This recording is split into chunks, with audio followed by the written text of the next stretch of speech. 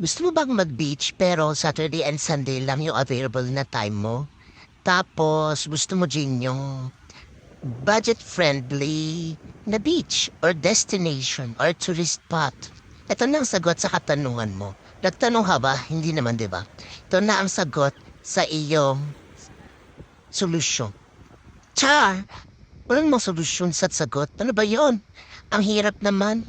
Ang hirap ano ba to? Ano ba itong ginagawa ko sa buhay ko? Ayan, ito na ang sagot sa iyong katanungan. Hindi ka naman nagtanong. Ako naman yung nagtanong. So, ito na ang sagot. Pumunta ka dito sa Bamsen Beach. Ayan, hindi ito Pattaya, pero malapit lang to sa Pattaya. Pero marami din ditong nightlife. Ang kagandahan dito ay malapit ito sa university, kaya mas bongga ang nightlife dito kasi marami kayong makikitang mga bagets. Char! Pero pag hindi naman yun ang hanap mo, chill-chill lang, pwede din naman. Chill lang tayo sa beach. Most din na mga pumupunta dito is yung mga locals, mga Thai locals. Dahil sa busy ng buhay nila, ito yung pinakamalapit sa Bangkok na puntahan. So, actually, most of them have cars. So, chill-chill lang sila nung weekend. Dala nila yung car nila at uuwi na din sila kinbukasan or after nila mag-chill sa beach, ganyan. Family-oriented tong beach na to. Wala akong nakikitang nagbibikini, ganyan. So, ayun, napupunta ko dito, ano lang, nag-chill-chill ako, naglakad-lakad ako, nagmaganda lang ako. Pero, dahil, ayun na nga, gabi naman, at wala naman na masyadong maliligo, you can actually use your swimwear.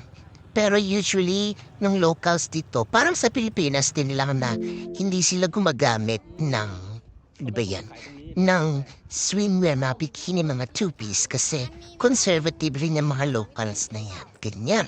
Tapos pumunta rin kayo dito sa Monkey Mountain. Ayan, nakikita niyo mga kalahi ko. Kalahi ko na lang ha, para nakakahiya naman sa inyo. Char! Yan, mga monkeys. Pero mga agresibo yung mga monkey dito, nananakit sila. So, ingat-ingat lang kayo dyan. Mukha silang cute, pero nananakit sila. Ayan. Tapos ito yung makikita niyong view sa Monkey Mountain. Ayan, di ba? Parang view din ng Pattaya, pero dito lang yan sa Bangsen. An hour away from Bangkok. Tapos, maglibot-libot lang kayo. Huwag kayong matatakot mawala kasi maliit lang naman to. At saka, dapat may Google Map kayo. Siyempre, hindi kayo mabawala kasi, ayun na nga. Isa lang naman daan dyan.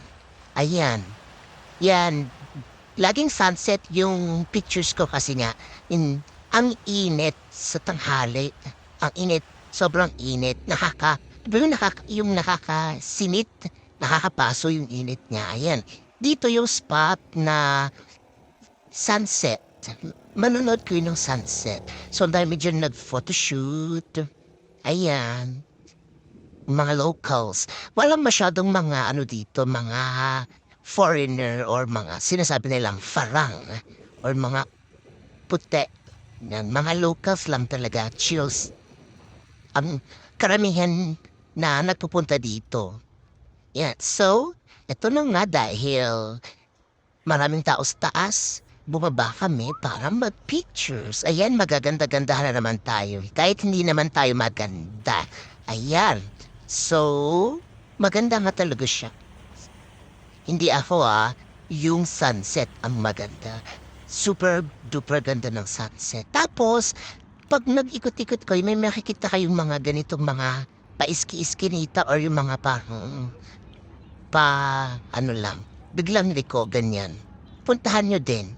Explore nyo talaga yung place kasi ang dami pa ditong magaganda. Ayan.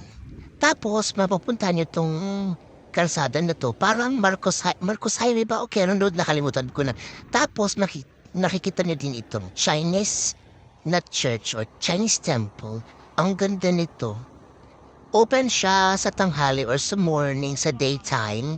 So, mag-rent na rin kayo ng motorcycle 300. A little bit you, a little bit I, a little bit 命运的安排. A little bit up, a little bit down, a little bit of 小鹿乱撞。